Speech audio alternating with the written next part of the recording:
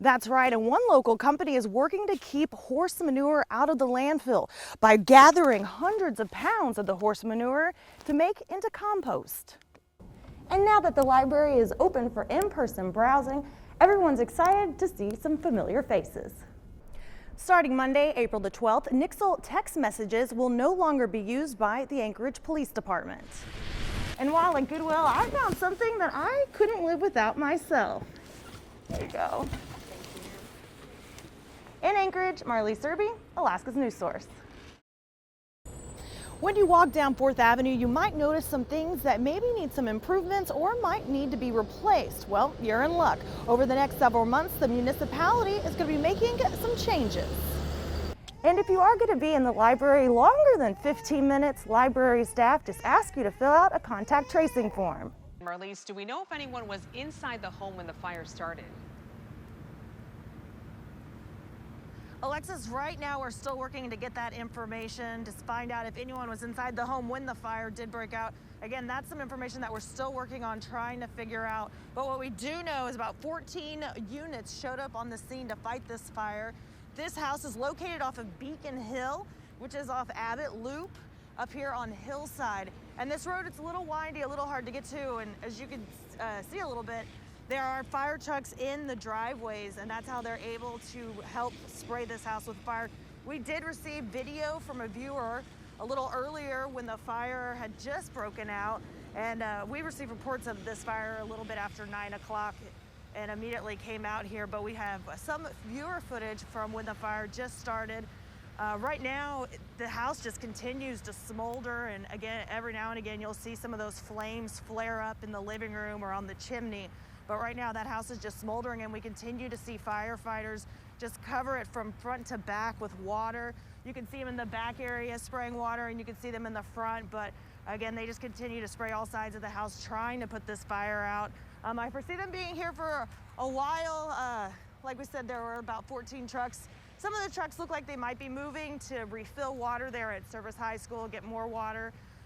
But there's a lot of smoke in the air right now. That's kind of, why we're wearing these masks outside. But again, we'll continue to stay out here and continue to watch this fire and trying to get that information to see if anyone was hurt. Alexis? All right, thanks, Marlise.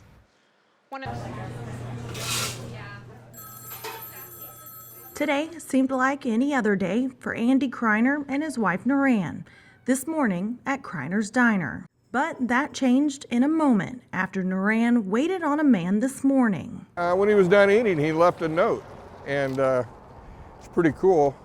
Haven't seen anything like this in the 35 or 40 years I've been in the restaurant business. Andy said Naran walked up to him with tears in her eyes and handed him a note that a customer gave her after paying his tab. The anonymous letter read in part. Says, Dear Mr. Kreiner, when I was stuck in my addiction, I ate here last September. I left without paying. I'm truly sorry and regret my past actions. I understand if you're mad. Of course I'm not mad. I'm currently in recovery and have over 7.5 months 100% clean and sober. Please accept this money. Good day, sir. And that's like so awesome. We talked with Andy, who was holding back tears as he spoke about the customer. Once in a while people walk out, but I've never had anybody come back, especially with a heartfelt note like this, and it's just awesome. So while the customer left with a full stomach, Andy and Naran were left with a full heart. One little word of kindness goes a long way. You never know whose day you're going to make, by being nice to somebody, and this guy made my day because his letter was so heartfelt, it just made my day.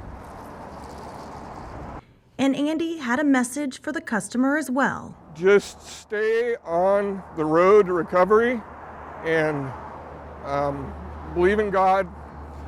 And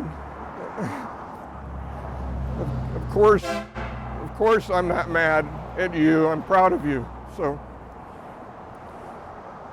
Marlise Irby, Alaska's news source. Large amounts of animal manure get dumped at the landfill each day, But a local company in Alaska called Country Garden Farms wants your horse manure. So there's a lot of people in South Anchorage that have horses, and we just send them these big white bags here. They'll fill up the bags, and then we pick them up with our truck and bring them back here and compost them. By having them pick up your horse poop, this not only can help prevent manure runoff into the waters, it helps the earth. There's a lot of life in here that helps stimulate the grass growth and kind of protects it from diseases and makes it a little bit more resilient. So that's the real benefit to us. The family-run company is up to their eyes in horse poop, and they wouldn't have it any other way. So if we have several hundred yards a year that we compost instead of people send to the landfill, then we'll have over a 10-year period that kind of adds up. So. Jacob Odegaard says most of their customers are from the Anchorage's hillside area, which is said to be home to thousands of horses. And that's a lot of manure that, if not properly disposed of, can cause a lot of damage. Odegaard says once the manure sets out on their farm for about 12 weeks, it is ready. Then they mix in some key ingredients like wood chips and water. The soil is then tested and approved before being sold. Yep, that's it. So if we can take 600 bags a year out of the landfill, that's pretty good. Marlise Irby, Alaska's News Source.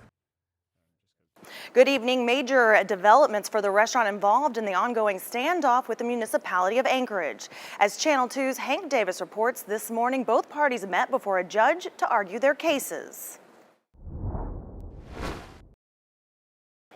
Although COVID cases have been trending down in Anchorage, health officials say there is still widespread community transmission.